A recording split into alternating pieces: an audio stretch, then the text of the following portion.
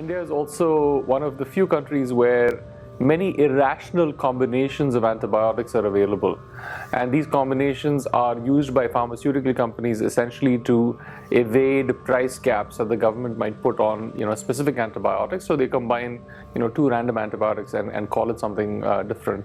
Now there is a high court case in the Delhi High Court to try to stop that, but there's a lot of pushback from the pharmaceutical industry. Hospitals in India are quite behind the curve when it comes to infection control. I think anyone who's ever been to a hospital in India will know this already, particularly the public facilities, but also many private facilities as well, don't really have infection control programs in place.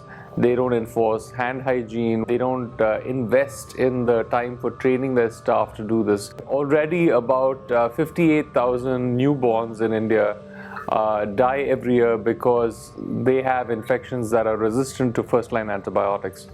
That number is already an underestimate and is likely to grow much faster.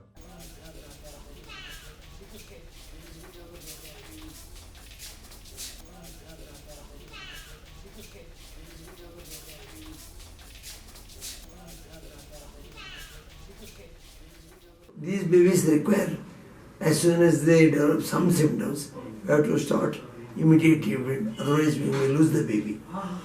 We do common investigations which will help us in treating the babies.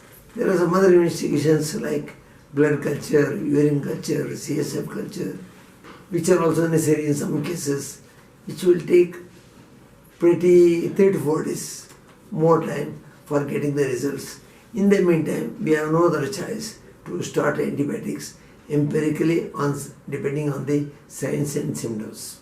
Once the infection starts, we have no other choice just to start antibiotics. So usually we start on first line antibiotics. If they are not useful, then we go to second line, we go to third line, but after third line there is nothing. So it's because it is said that in the near future you are not going to get any new antibiotics because of the so many problems in research and all.